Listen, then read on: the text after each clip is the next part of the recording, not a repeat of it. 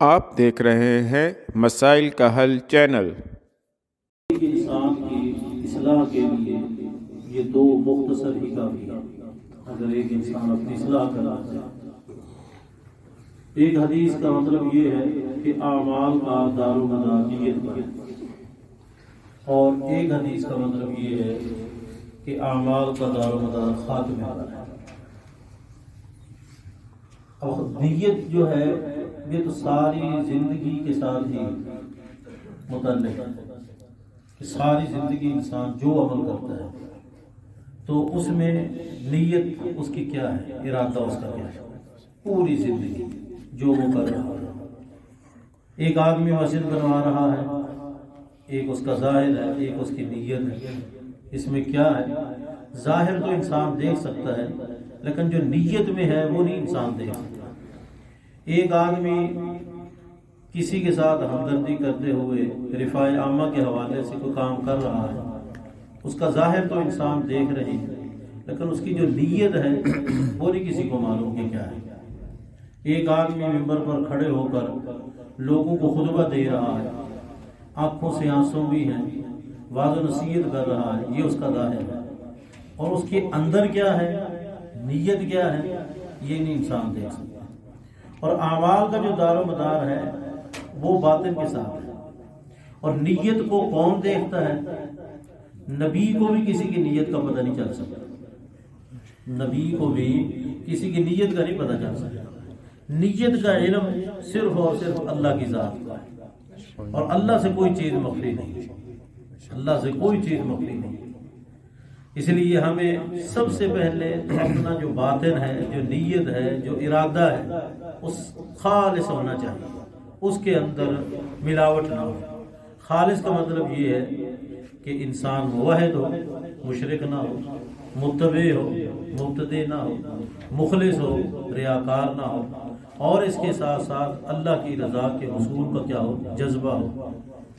پھر اس کے ساتھ ساتھ جب ایک انسان کا باطن اچھا ہو جاتا ہے تو ایسے انسان کا خاتمہ بھی اچھا ہوتا ہے، ایسے انسان کا خاتمہ بھی اچھا ہوتا ہے۔ چاہے لوگوں کی نظر میں وہ گندا بھی ہے، لوگوں کی نظر میں وہ اس کو فراڈی بھی کہیں، لوگوں کی نظر میں اس کو دھوکے باز بھی کہیں، لوگوں کی نظر میں وہ یہ بھی کہیں کہ یہ سب کچھ اپنے لیے کر رہا ہے، وہ جو مرضی ہے کہتے ہیں، لیکن اس کا اندر جو ہے وہ کیا ہے، صحیح ہے، تو ایسے انسان کا خاتمہ خوبصورت ہوتا ہے۔ انما الاعمال بالخواتیم۔ ایک جنگ میں رسول اللہ صلی اللہ علیہ وسلم کے صحابہ کرام وہ لڑ رہے ہیں، ان میں ایک ساتھی وہ بھی لڑ رہا ہے اور بہت زیادہ وہ لڑ رہا ہے، بڑھ کر حملے کر رہا ہے۔ رسول اللہ صلی اللہ علیہ وسلم کے پاس آتی ہے، کہنے لگے اللہ کے رسول صلی اللہ علیہ وسلم کہ فلاں آدمی آج بہت زیادہ لڑ رہا ہے۔ آپ نے کہا وہ فی النار، وہ جہنم میں ہے۔ صحابہ کرام حیران ہو گئے، پریشان ہو گئے کہ وہ تو سب سے زیادہ آج میدان میں وہ عمل اور سعی اور محنت وہ کر رہا ہے، اور نبی صلی اللہ علیہ وسلم فرماتے ہیں کہ وہ فی النار، اور آپ کی زبان میں تو شک کی گنجائش ہی نہیں تھی۔ اب وہ صحابی کہنے لگا، پھر میں اس کے پیچھے ہو گیا، دیکھوں انتظار کرتا رہا، وہ اس سے بھی زیادہ آگے بڑھ رہا ہے اور جنگ لڑ رہا ہے۔ وہ پھر دوبارہ ہے، کہنے لگا اللہ کے رسول صلی اللہ علیہ وسلم وہ تو بہت زیادہ ہے، آگے بڑھ رہا ہے۔ آپ نے فرمایا وہ فی النار۔ پھر اس کے بعد پھر وہ چلا گیا۔ بالآخر وہ ساتھی زخمی ہوا، زخموں کی تکلیف برداشت نہ کر سکا، اپنی تلوار کا دستہ نیچے رکھا، نوک اوپر کی، اپنے پیٹ پر رکھ کر خودکشی کر لی۔ آپ نے فرمایا کہ وہ ہوا فی النار، اور اس ساتھی نے اپنی آنکھوں سے وہ چیز دیکھ لی، اور پھر واپس آیا اور آ کر کہنے لگا اشہد انک رسول اللہ، میں گواہی دیتا ہوں آپ اللہ کے سچے رسول ہیں۔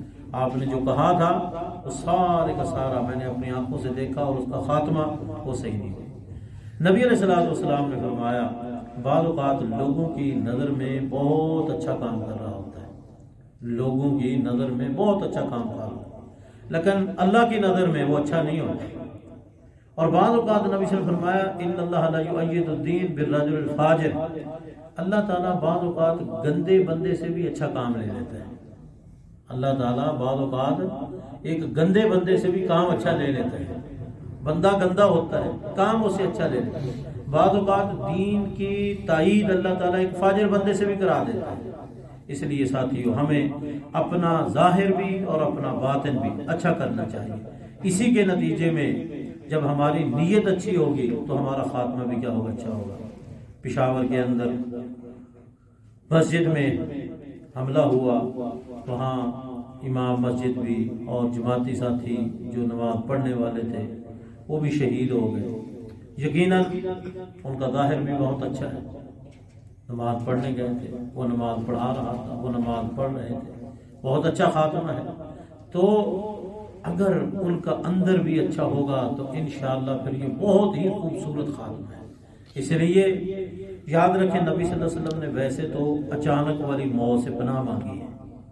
آپ کی جو دعائیں ہیں ان میں ایک دعا یہ بھی ہے، اللہ ہمیں اچانک والی موت، موت الفجاء، اچانک والی موت، اس سے بھی ہمیں محفوظ رکھے۔ لیکن مومن کے لیے اچانک موت آ بھی جائے تو وہ اس کے لیے رحمت ہے۔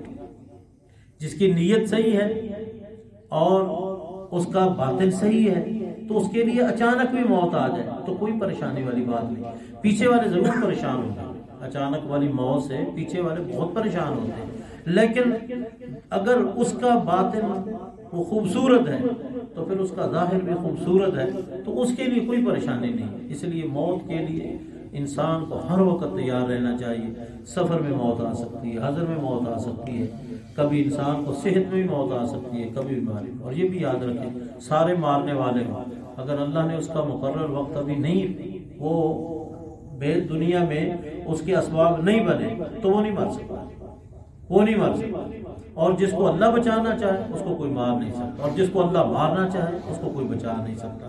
موت کا تو ایک وقت مقرر ہے، اور موت و حیات اللہ کے اختیار میں ہے۔ کوئی جادوگر کسی کو مار نہیں سکتا جادو کے ذریعے، جتنا بھی وہ جادوگر ہے، اس نے مرنا اسی وقت ہی ہے جو اللہ نے اس کا وقت مقرر ہے۔